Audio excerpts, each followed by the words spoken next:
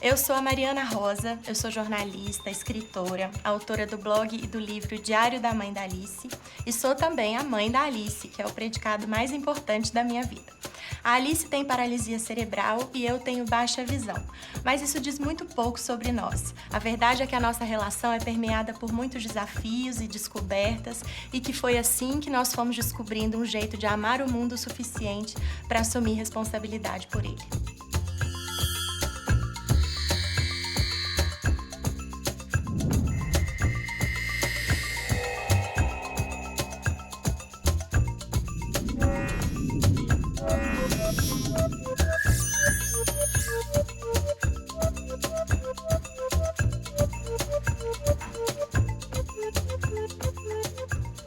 Eu sempre fui muito míope. Me lembro que a primeira vez que eu fui ao oftalmologista, eu já tinha 11 anos e 4 graus de miopia em um dos olhos, no olho esquerdo. De lá pra cá, só aumentou.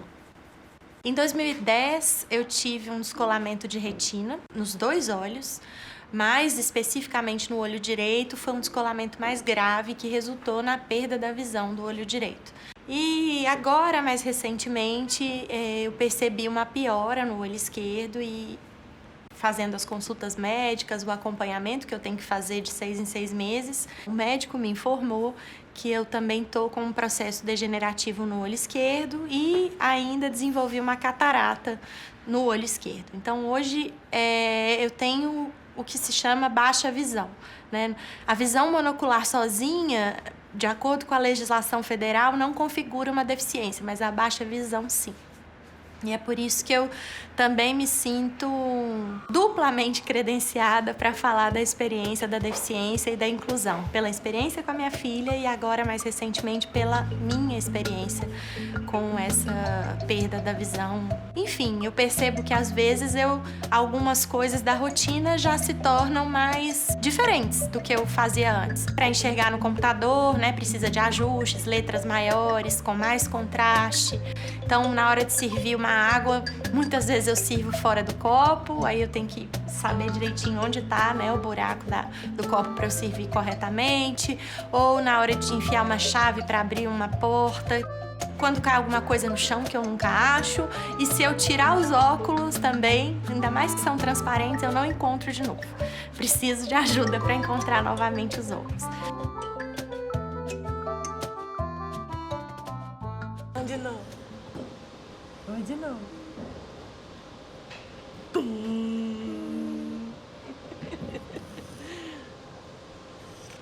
Pode de novo? Pode? Tá esperando? Alice nasceu prematura extrema, com 29 semanas, 900 gramas, 31 centímetros, realmente muito, muito pequena e frágil. Durante esse início de vida, ela ficou 145 dias numa UTI neonatal e teve todo tipo de intercorrência. Ela teve hemorragia pulmonar, hemorragia cerebral, teve 5 infecções, sendo que 2 foram generalizadas, e aos 40 dias de vida ela teve uma parada cardiorrespiratória que durou 26 minutos. Em razão dessa parada, ela tem sequelas, né? Então ela tem a paralisia cerebral, que é uma disfunção neuromotora importante. Hoje, com 6 anos, ela não senta, não anda, não fala, não faz nenhuma atividade com autonomia. E ela também tem uma epilepsia de difícil controle. O grande desafio que a gente viveu no caso específico da Alice era a impotência, porque no sentido de que a gente não podia prever nada, a gente não podia fazer nada, e isso deixava a gente numa angústia muito grande. E isso foi uma coisa muito difícil para a gente. Ir embora, deixar a Alice no hospital, ficar à mercê do que os médicos poderiam ou não fazer. Nos primeiros anos de vida da Alice, a gente ficou praticamente de hospital em hospital, de médico em médico. Ela teve alta num esquema de internação domiciliar E eu me lembro de ouvir coisas terríveis dos médicos, de que ela ia ser um vegetal, de que ela não ia ter uma vida muito próspera pela frente, de que nunca frequentaria a escola, de que eu não tivesse muitas expectativas em relação a ela. Sente o cheirinho, ó. Ai, você quer muito? Ó. Quer? Foi um esforço muito grande da família, do meu marido, para que a gente oferecesse a ela tudo o que a gente achava que era necessário. E isso tudo que a gente achava que era necessário era muita coisa mesmo. A gente achava que ela tinha que viver em médicos e terapias. Como se ela tivesse adquirido uma condição que precisava ser sanada, curada, resolvida, superada o mais rápido possível, porque se não fosse assim, a vida dela não teria significado, valor, não seria uma boa vida. O que você acha? Tá bom? Tá gostoso? Quer mais? Isso, segura a mão da mamãe. Não? Sim ou não? Você que direciona aqui. Posso pôr? As pessoas com deficiência, a gente costuma olhar para elas e achar que elas têm uma vida mais sofrida. E eu tenho entendido ao longo desse caminhar aí com a Alice, da minha convivência com ela, que às vezes é mais difícil sim, mas não é por causa da condição dela. É pelas dificuldades que a gente encontra pelo caminho, né? Então, tudo tem que ser muito planejado, tem que ser muito observado. E olha que eu estou falando de uma vida com muitos privilégios, né? Nós temos uma condição socioeconômica razoável, estável, nossa família é unida, né? Pai e mãe casados junto com ela, isso tudo facilita muito. Mas ainda assim é preciso observar nos mínimos detalhes a rotina para que ela aconteça a contento. Então, não dá, por exemplo, para você falar, hoje eu quero ir ao teatro, levar a Alice ao teatro, levar a Alice numa praça. Nunca é simples assim. Precisa saber se o teatro tem condição de acessibilidade, se vai ter um lugar que ela vai conseguir se assentar e enxergar, se a praça está bem calçada, se tem banheiros acessíveis, toda uma condição.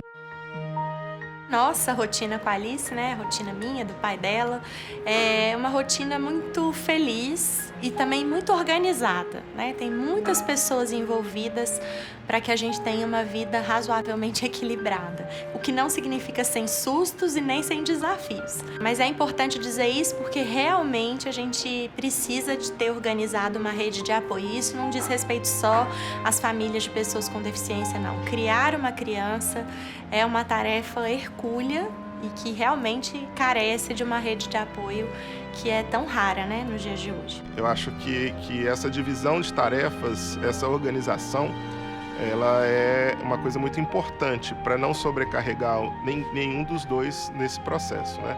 Eu tenho a minha rotina profissional, o pai dela tem a rotina profissional dele, a Alice tem a rotina dela, que envolve a escola que ela frequenta, tem também algumas terapias que ela faz, tem aula de inglês, tem as brincadeiras, né? A gente cuida muito para que ela tenha muito brincar, que não é terapêutico, que não tem nenhum outro fim que não seja o prazer, né? E ela fruir ali no brincar dela.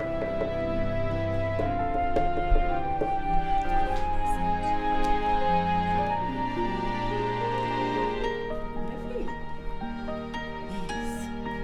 Segura, filho. Posa aqui, ó. Posa, filho. Nossa, menina. Isso. Mais. Deixa eu ver. Deixa eu ver. Toda quinta-feira é sagrado. Quem leva ela para a escola é o avô, meu pai, que já tem 79 anos. E ele cumpre essa rotina com o maior prazer do mundo. Monta e desmonta a cadeira e conversa. E ela fica na expectativa, esperando o vovô levar para a escola.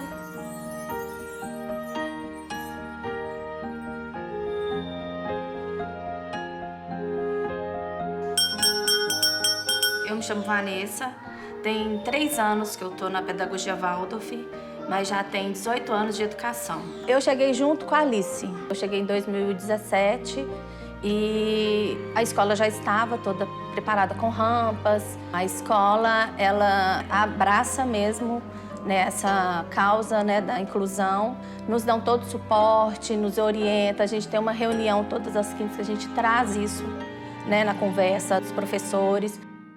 Eles são todos um universo muito particular, todos com as suas diferenças, com as suas particularidades. E nesse meio, essas crianças que chegam com esse diferencial, elas são incluídas no dia a dia, normalmente, da mesma forma que os outros. A adaptação tem para todos, né? Sejam eles quem quer que sejam. Primeiro é respeitar a limitação dela, né? Porque isso é que é importante. Ela tem um momento dela, né? Ela não é igual as crianças que já chegam e falam. Então, você tem que respeitar, mas assim, é sempre com um sorriso. Se ela não está satisfeita, ela se manifesta às vezes com choro. E cada dia mais a gente vai conhecendo, né? O jeito que ela quer. Às vezes ela fala de outra maneira, não expressa no olhar. Então a gente está sempre atento e as crianças, como estão mais em contato com ela, elas também aprendem. Elas não veem a Alice como uma cadeirante, né? Elas interagem a Alice como se fosse uma igual a elas. Me lembro de uma vez também que um tio de uma coleguinha de sala dela foi buscar essa coleguinha na escola e perguntou para ela: "Ô, Estela, o que a Alice tem?" Aí a Estela disse pro tio: ela tá com um machucadinho aqui no olho. Pra ela é só isso que a Alice tem de diferente. Ela tava com um terçol nesse dia, né? Quer dizer, o resto faz parte e tá tudo naturalizado no convívio, que é muito positivo. As crianças, elas já vão de impulso para ela, para receber, para brincar, para dar a ela. No meio delas, elas percebem, elas sentem que tem que ter esse contato. Tudo que as crianças fazem, a Alice também participa. Da roda, contação de história, da nossa brincadeira fora, né, no quintal, com balanço. Ela sentia a textura, né, o calor dos meninos também, a mãozinha, os brinquedos, tudo a gente passa para ela também.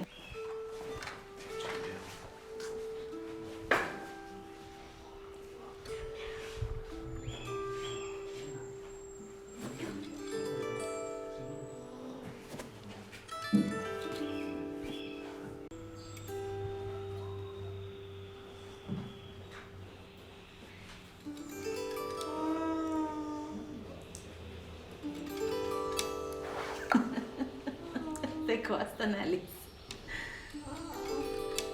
Aqui cada dia é uma surpresa, tanto para ela como pra gente.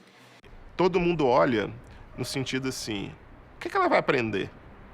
E aí é uma coisa que magoa muito a gente quando você trabalha com o que ela é capaz, não com as potencialidades. Trabalhando as potencialidades, cada um atinge as suas capacidades.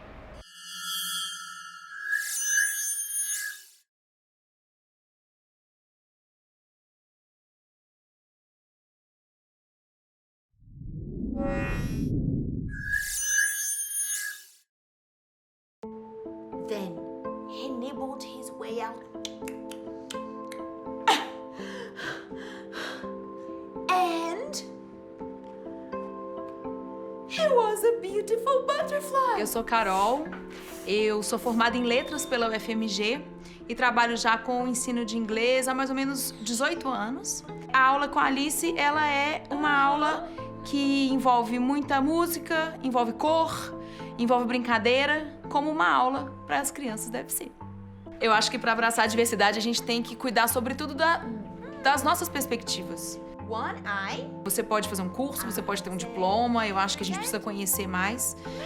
Só que não adianta ter nada disso se você não tá aberto, né, a pensar diferente sobre o seu trabalho, sobre a sua comunidade. Acho que a receita é, antes de tudo, a gente se disponibilizar.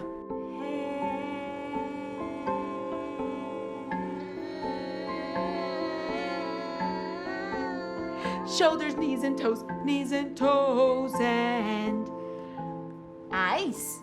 Eyes. Conviver com as diferentes formas de ser e estar no mundo nos ajuda a perceber que, de fato, a vida é muito potente e que existem muitas maneiras da gente existir, muitas maneiras bonitas, viáveis da gente estar aqui. Acho que foi isso que a Alice foi nos mostrando aos poucos, que o foco não deveria estar sobre ela, né? Ela superar e andar ou falar enfim, mastigar com destreza, que tá tudo bem ela ser como ela é, que o foco deveria estar nas condições que se oferecem a ela e a todas as pessoas com deficiência, que hoje são 24% da população brasileira, né? Então é 1 em cada 4, que todas essas pessoas pudessem ter condições dignas de usufruir da sua existência aqui, né, nesse período. Eu chamo Maria Rosário, eu sou técnica de enfermagem, tem 6 anos que eu tô aqui, que a Alice nasceu, que eu cuido dela. Hoje eu entendo tudo que ela fala comigo, ela olha pra mim, eu já entendo, já, sabe? Eu já chego, falo assim, Alice, a arroz chegou, aí ela já olha. Eu tô do lado de cá, olha pra mim. Aí ela já, sabe, já começa a sorrir e... Ai, é tudo de bom, não tem nem como explicar.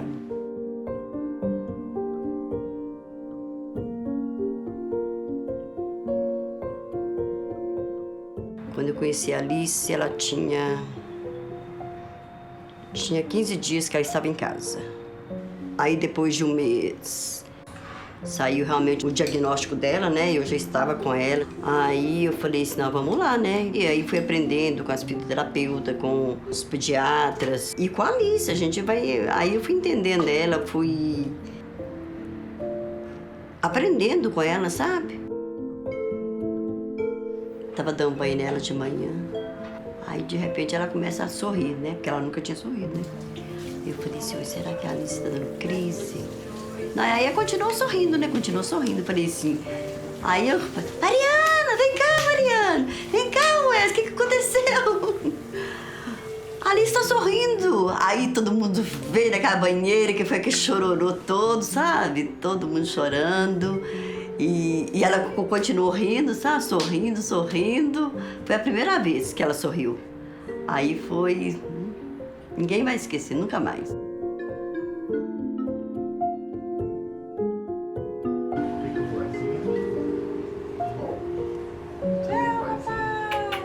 Você vai embora? Você tá rindo, papai? Você tá rindo? Que bagunça que tá aqui em casa. Tá uma bagunça grande aqui. Tá. É tão interessante essa questão da gente tentar romper barreiras com acesso, que a Rosária, cuidadora da Alice, ela fala que é chato sair com a Alice na rua, porque todo mundo conhece a Alice, que ela não pode fazer nada de errado na rua, porque ela vai passando, todo mundo conhece a Alice. E isso me traz uma felicidade muito grande, porque isso me mostra que, apesar das barreiras, a minha filha ocupa o seu lugar. A Alice veio, a gente já morava num local. E aí a gente foi se adaptando. E a gente teve que sair de lá. Quando a gente foi sair de lá, procurar um apartamento foi uma aventura. Porque a primeira coisa era você negociar com as imobiliárias assim, eu preciso de um apartamento que seja acessível. Para mim, essa informação bastaria, a pessoa pensar uma cadeira de rodas entrando. Mas para a pessoa, ser acessível era ter elevador. Não, vem aqui para você ver esse daqui. Aí você chegava lá, olhava a porta assim, 3 degraus para acessar. Aí o corretor falou, mas são só 3 degraus? Eu falei, tá bom. Você perceber como que as pessoas não entendem o que é acessibilidade. E aí eu acho que é o grande ponto. O grande ponto não é simplesmente na estrutura arquitetônica, mas na cultura nossa do que é uma acessibilidade. Todo domingo, no fim do dia, a gente passa a agenda da semana. Meu marido escreve tal dia, tal hora, tal lugar. Aí a gente divide quem vai buscar, quem vai levar. Então é o avô da Alice, é o pai da Alice, é o taxista. Tudo bem organizadinho e bem distribuído mesmo. A gente se divide nas terapias, nos agendamentos médicos também. E assim a gente vai. Meu nome é Matheus, eu sou fisioterapeuta, formado em 2003. Depois eu fiz especialização na UFMG em reabilitação neurológica. Aí eu fui fazendo vários cursos relacionados à neuropediatria. Uma das crianças que eram atendidas por mim, a mãe me apresentou a respeito dessa técnica, que é o Cuevas Medeck Exercise. Eu fiquei muito empolgado com o que foi me apresentado. Todos os exercícios que o Ramon criou foi pensando nos movimentos fisiológicos que acontecem com a criança. Então a criança, para passar dessa postura deitada para de pé, ela vai fazer exatamente esses movimentos aqui. Ela vai rolar para o lado, né, passar para agachado, de cócoras, né, para depois levantar. Então ele foi criando tudo de acordo com o que é da natureza genética de ser feito. A técnica CME, ela estimula a parte motora. Quando se estimula uma região motora, acaba criando novas conexões e acaba que a criança também se desenvolve nas outras áreas, na parte neurológica, na parte psíquica. E às vezes a criança desenvolve uma fala melhor, uma fala mais rápida, melhora a qualidade do desenvolvimento neuropsicomotor global. O primeiro contato que eu tive com a Alice foi em 2014, só que ela tinha ainda convulsões que não eram controladas. Essa é uma contraindicação para a gente atuar. Ela não pode estar tendo crises no momento do exercício, que isso pode machucá-la. A Alice chegou a ter 70 convulsões por dia. E ela toma canabidiol, que para ela não surtiu efeito total de controle das crises convulsivas. Ela segue ainda tendo convulsões, mas é um medicamento que ajudou muito no bem-estar geral dela. Ela ficou mais bem-humorada, mais estável do ponto de vista da saúde, do sono. A gente percebe que é como se tivesse tirado um véu dela, como se ela pudesse ter se revelado, né, a partir do uso do canabidiol. Também porque ele possibilitou a gente reduzir bastante as demais medicações. E a gente sabe que as medicações para controle de convulsões costumam ter um efeito muito forte, né, que por vezes precisam ser ministradas em doses altas, e isso acaba dopando a criança, né? Tirando a criança da realidade. Qual que é a letra que começa o seu nome? Letra A de Alice. Qual é? Leva a cabeça lá. Ah, muito bem! Agora nós vamos mostrar para eles qual que é a letra I. Vai lá na letra I para mostrar. Ah, gente, que rápida! Letra I, muito bem, letra I. O canabidiol deu essa condição dela ficar mais tranquila, com menos medicamentos, mais presente, mais conectada. Tem uma crise convulsiva ou outra, a gente entende que é isso, que faz parte do equilíbrio dela. O equilíbrio dela não é ficar sem crise convulsiva, porque para isso ela teria que ficar dopada de medicamento. O equilíbrio dela é ter crises convulsivas eventualmente dentro de uma dinâmica que não a coloque em risco. Eu acho que a gente foi tendo um aprendizado muito significativo a partir da condição da Alice. E fomos entendendo que ninguém pode dizer qual é a limitação de uma pessoa com deficiência a não ser ela mesma. Só ela pode dizer quais são os seus limites. Mas todos nós podemos dizer quais são os limites que a sociedade coloca e que impedem que as pessoas tenham as suas oportunidades, né, de usufruir, de participar em igualdade de condições com as demais pessoas. Eu acho que a gente nunca para se colocar no lugar do outro em relação ao respeito. A gente simplesmente vive e vai no fluxo. A gente vive e representa um modelo de sociedade que a gente achou que era ideal pra gente. E de repente a gente parou, falou assim, para que eu tenho essa casa? De que me serve essa casa se ela não atende a minha filha? O que eu preciso realmente para viver? O que é viver, né? Na escola que eu trabalho, a gente recebeu a primeira criança atípica lá, que era uma criança com síndrome de Down, e quis o destino que ele fosse meu aluno. E aí eu vi o quanto a Alice tinha me ensinado a ser uma melhor pessoa e um melhor professor. A Alice, ela me ensinou a viver. Acho que é isso.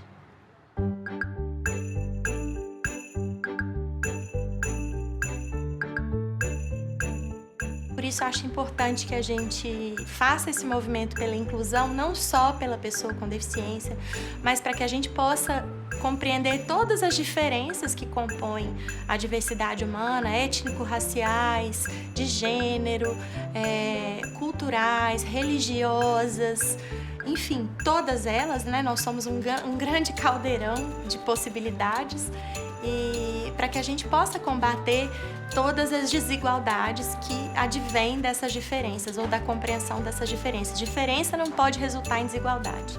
Diferença é potência, diferença é a matriz da vida, diferença é o que nos faz únicos e singulares. Não pode ser nunca desigualdade, injustiça, fonte de discriminação. Então, no final das contas, a luta pela inclusão é uma luta pela justiça social. De uma certa forma, é isso que a gente busca.